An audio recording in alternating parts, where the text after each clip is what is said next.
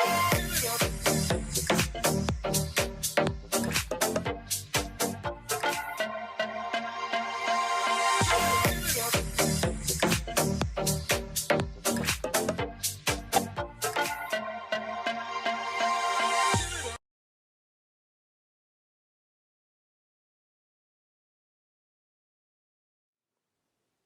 everyone, it's nice to see you again. Today we're going to discuss the strategy of how to find the domain and range for some kind of functions.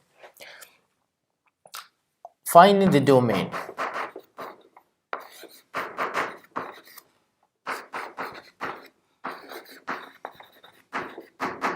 To find the domain, we have a general strategy that we can use to every kind or every type of functions.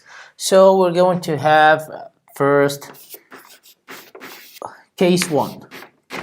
If we have the function as a polynomial function.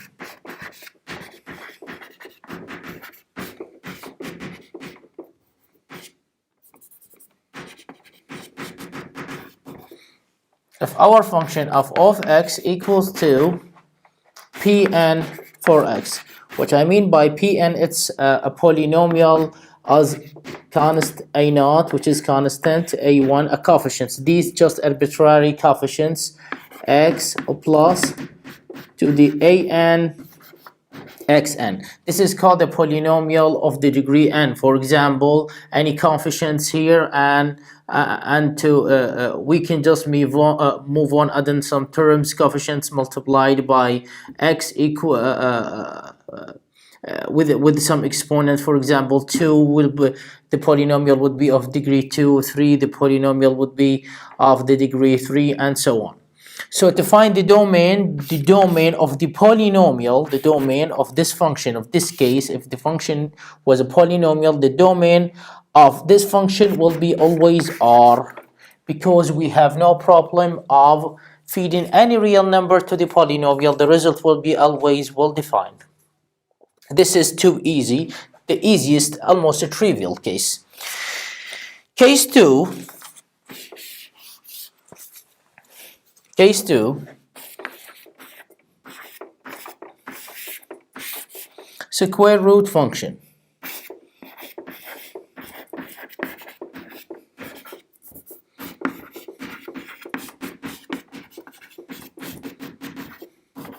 If we have a square root function, for example, of x equals to a square root for a certain expression, any expression. So to find the domain of this function, to find the set of numbers that I can substitute or feed the function with, and the result will be well defined, I need to make restrictions that the expression inside the square root must be 0, or have to be 0. So I will tell him that the domain of the function f in case 2 will be all the real numbers x equal to x belong, or all the real numbers x belongs to R, such that g of x, or the expression inside the square root, greater than or equal 0. Okay, and we're going to solve the questions, the exercise in the book, and we're going to see how to apply these notations to solve the equations. So this is the case 2. I'm going to take all the cases and find the domain, and then going to explain how to find the range for these functions, or for these cases, because almost we have just one way to find the range to all cases. Case 3. Case 3, make it square. The rational function. Let me now divide case 3 into part A and part 2. Part A is just a function of x. Let me change the color. A function of x is just a rational function. I mean by a rational function, the fraction, the function that can consist of a fraction, which means numerator and denominator. So I will assume that h of x in the top and g of x in the bottom. In part A, where h of x and g of x are polynomial. In this part, I will divide case 3 into two parts. Part 1, when I have the numerator and the denominator just a simple polynomials. So the domain will be the domain of this function, of this case A, of this case 3 part A, will be all the real numbers. X belongs to R, to the real line, such that gx never 0, because I cannot divide that by 0. Okay, this is straightforward case. Part B, which is the most interesting part, of x equal to, okay, and where h of x or g of x or both are square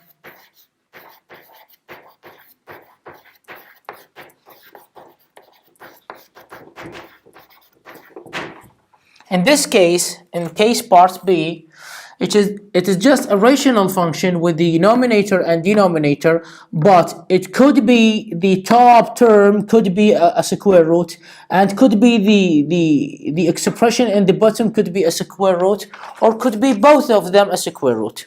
So what I'm going to do, how can I find the domain of this function? I'm looking for the domain to this function, to the main function or the big function of x. So I will say A, find domain of the function h. B, find domain of the function g. And then C, I would say the domain of the function f equal to the domain of h intersected with the domain in G minus all the elements in R such that g of x equal 0. So what I'm going to do now, what we already did in the notations now, we found the domain of the numerator and we found the domain of the denominator, and then so as I said, where hx or g of x or both, I'm talking about the case when they are both a square root functions.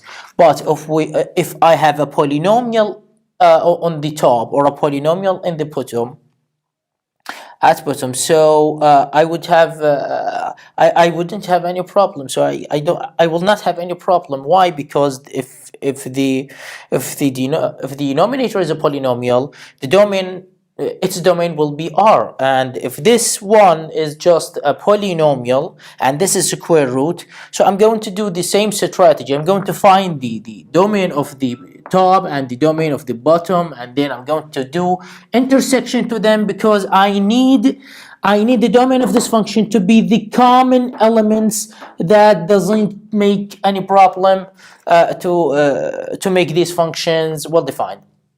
And then when I finish, I will extract every element that makes the denominator 0.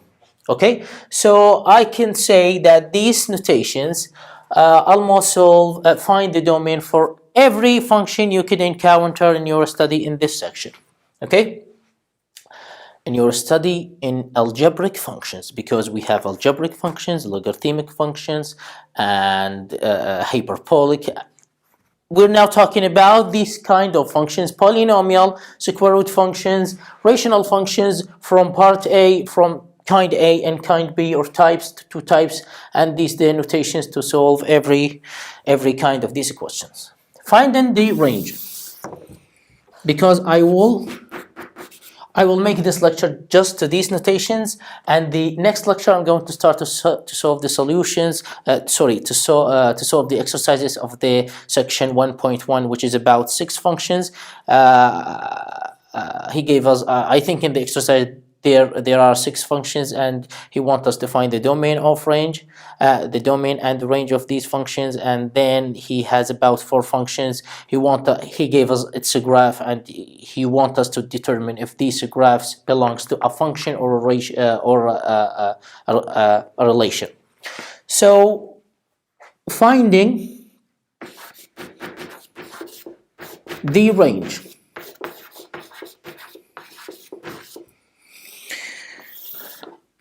Roughly speaking, we have just one strategy to find the range for every kind of these functions. Okay? One,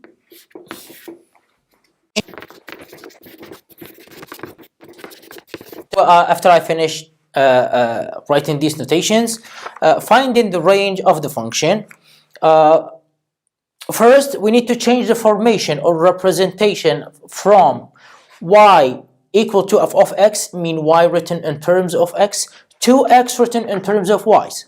This is the first step. The second step, find the domain of the new function. I will get a new function. I will find the new function of, I will find the domain of this new function. The domain that I found, which is belong to the new function, will be the range to the original function.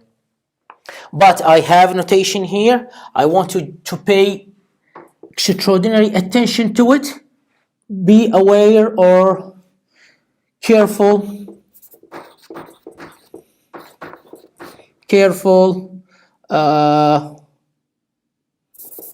Pay attention